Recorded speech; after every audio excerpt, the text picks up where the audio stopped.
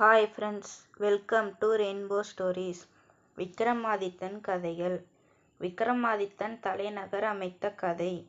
பார்த்துஹரி மன்னன் துறவியாகி காட்டிற்கு சென்ற பிறகு அவனுடைய சகோதரரான விக்ரமாதித்தன் கன்னியாகுமரி மன்னனாக முடிசூடப்பட்டான். பட்டணத்திற்கு வந்ததும் தான தர்மங்கள் செய்தான். மந்திரி பிரதானிகளிடமும் சுமூகமாக நடந்து கொண்டான். அவர்கள் நம்பிக்கையையும் பெற்றான். விக்ரமாதித்தன் பிரதம மந்திரியாகிய பட்டியை அழைத்து, நம் நாட்டை விரிவுபடுத்த வேண்டும். அதற்கு ஏற்றாற்போல ஒரு பெரிய தலைநகரை நிறுவ வேண்டும். தலைநகரின் அருகில் தெய்வ சந்நிதானங்களும் அமைய வேண்டும்.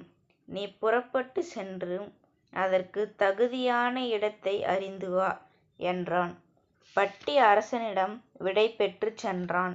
வசனகிரி மலைச்சாரலில் குணவதி ஆற்றின் கரையோரமாக விசாலமான ஒரு இடத்தை கண்டான் பட்டி. அங்கு ஆலமரங்களும் தடாகமும் காளி அம்மனின் கோவிலும் இருந்தன.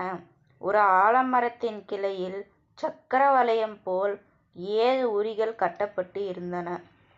பொய்கை நீரின் நடுவே கூர்மையான முனையுடைய ஒரு வேல் நடப்பட்டு இருந்தது. பட்டி குளத்தில் இறங்கி நீராடி கோயிலில் நுழைந்து காளி அம்மனை வணங்கினான். கொடிமரத்தின் அருகில் ஒரு குத்துக்கல்லில் கல்வெட்டு எழுதப்பட்டிருந்ததை கண்டான். அதன் வாசகம் வருமாறு: எவனொருவன் இந்த குளத்தில் மூழ்கி ஆலமரத்தில் தொங்கும் 7 உரிகளையும் ஒரே வெட்டில் வெட்டி வீழ்த்தி அவை கீழே விழுவதற்கு முன்னால் பொய்கையின் நடுவில் உள்ள வேல் முனையில் பாய்கிறானோ, அவனுக்கு தேவி காட்சி அளித்து எல்லா நலன்களும் பெறுமாறு அருள் செய்வாள்.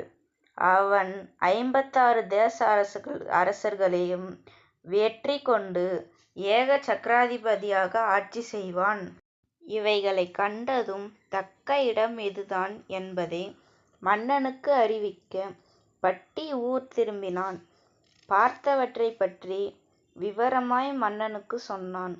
விக்ரமாதித்தனும் புறப்பட்டு அந்த இடத்திற்கு வந்து சேர்ந்தான். கல்வெட்டில் கண்டபடி விக்ரமாதித்தன் பொய்கையில் இறங்கி நீராடினான். கோயிலில் நுழைந்த அம்மனை தரிசித்தான். பிறகு வெளியே வந்து மரத்தின் மீது ஏறினான். பட்டி ஒரு யோசனை சொன்னான். அரசே, கடைசி உரியில் கால் வைத்து ஒரு முறை சுழன்றால் கயிறு முறுக்கி 7 உரிகளும் ஒன்றாக வரும். அப்பொழுது ஒரே வெட்டாக வெட்டி வீழ்த்திடலாம் என்றான். அவ்வாறே விக்ரமாதித்தன் 7 உரிகளையும் ஒன்றாக சேர்த்து வாளை உருவி ஒரே வெட்டாக வெட்டினான். பிறகு திட சித்தத்துடன் பொய்கையின் நடுவில் இருந்த கூர்மையான வேல்முனையை நோக்கி தலைகீழாக பாய்ந்தான். உடனே பத்ரகாளி அம்மனும் பிரசன்னமாகி விக்ரமாதித்தனை தன் 2 கைகளாலும் தாங்கி பிடித்து கொண்டு காப்பாற்றினாள். பட்டி தேவியை நோக்கி பலவாறாக தோத்தரித்து பல பாடல்கள் பாடினான். அம்மனும் மனமகிழ்ந்தாள். விக்ரமாதித்தன் மூர்ச்சை தெளிந்து எழுந்தான்.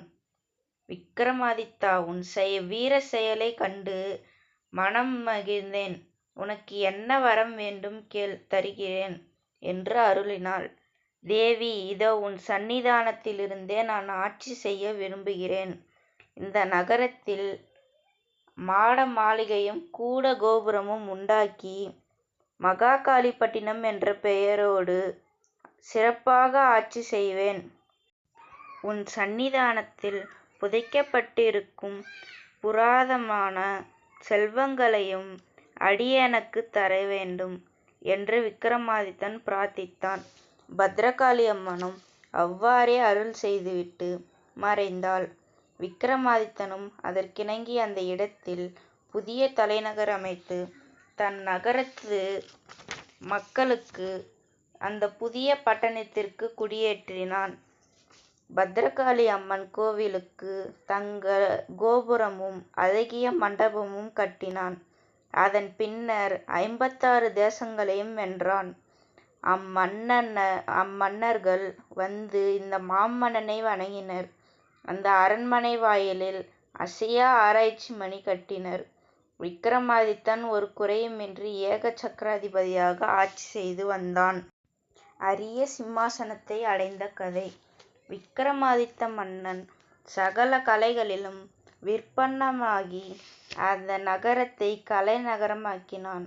அவனுடைய பேரும் புகழும் நாற்புறமும் பரவின. அவனுடைய புகழ் தேவலோகத்திலும் பரவியது. அச்சமயம் விசுவாமித்திரர் கடுந்தவம் செய்து வந்தார். இந்திரன் தன் பதவிக்கு ஆபத்து வந்துவிடும் என கருதி அந்த கலைக்க எண்ணினான். தேவலோக நடன மாதர்களாகிய ஊர்வசி, ரம்பை இருவர்களையும் அழைத்து, உங்களில் யாராவது ஒருவர் போய் விசுவாமித்திரருடைய தவத்தை கலைத்து வாருங்கள் என்றான். இருவருக்குள் போட்டி ஏற்பட்டது. நடனக்கலையில் யார் சிறந்தவள் என்று கண்டறிய இந்திர சபையில் ஒரு போட்டிக்கு ஏற்பாடு செய்தான். மறுநாள் நடந்த நடன போட்டியில் இருவரும் வெற்றி தோல்வியின்றி ஆடினர். யார் சிறந்தவர் என்று தேர்ந்தெடுக்க முடியாமல் தேவர்கள் மயங்கினர். நாரதர் இந்திரனை பார்த்து, பூலோகத்தில் விக்கிரமாதித்ய மன்னன் சகல கலைகளிலும் தேர்ச்சி பெற்றவன் ஆகவே உடனே மாதவியை அனுப்பி விக்கிரமாதித்தனை அழைத்து வர ஏற்பாடு செய். அவ்வாறே மாதவி வந்து விக்கிரமாதித்தனை விமானத்தில் ஏற்றிச் சென்றாள். இந்திர சபையில் விக்கிரமாதித்தனுக்கு தகுந்த ஆசனம் கொடுத்து கௌரவித்தனர். நடன போட்டி ஆரம்பமாகியது. ரம்பை முதலில் நடனமாடினாள். இரண்டாம் நாள் ஊர்வசி நடனம் தொடங்கியது. இருவர் நடனத்தையும் விக்கிரமாதித்தன் கண்டு களித்தான். மறுநாள் அவ்விருவரும் சேர்ந்தாற்போல் ஆட வேண்டுமென்று அப்போது தீர்ப்பை சொல்வதாகவும் மன்னன் கூறினான். அதேபோல் மறுநாள் இருவரும் சேர்ந்து ஆடினார்கள். ரம்பை கையிலிருந்த பூச்செண்டை அழுத்தி பிடித்தாள். அதிலிருந்த வண்டு அவள் கையில் கொட்டியது. உடனே அவள் பூச்செண்டை வீசி எறிந்து விட்டாள். சுருதி தவறி நடனமாடினாள். ஊர்வசி பூச்செண்டை மென்மையாக பிடித்து கொண்டு ஆடினாள். வண்டின் கொட்டிற்கு ஆளாகாமல் சுருதி லயத்துடன் ஆடினாள். ஊர்வசி வெற்றி பெற்றதாக மன்னன் தீர்ப்பளித்தான். தீர்ப்பை கேட்டு தேவேந்திர சபை ஆனந்த ஆரவாரம் செய்தது. இந்திரன் விக்கிரமாதித்தனை புகழ்ந்தான். அவனுக்கு அநேக பரிசுகளும் ஆபரணங்களும் கொடுத்து கௌரவித்தான். அவைகளுடன் ஈடு இணையற்ற நவரத்தினங்கள் பதிக்கப்பட்ட இரத்தின சிங்காசனம் ஒன்றையும் பரிசளித்தான். 32 பதுமைகள் உள்ள அந்த சிங்காசனத்தை பரிசளித்து, பூபதியே, சிம்மாசனத்தில் நீ ஏறி 1000 வருடங்கள் வரை ஏறிய சிம்மாசனம் இறங்காமல் ராஜ்ய பரிபாலன் செய்து வருவாய் என்று வரப்பிரசாதமும் கொடுத்தான். விக்கிரமாதித்தன் இவைகளை பெற்றுக்கொண்டு தேவ விமானம் ஏறி உஜ்ஜயினி மகாகாளி பட்டினத்திற்கு வந்து சேர்ந்தார். Friends, like, share and subscribe. Thank you.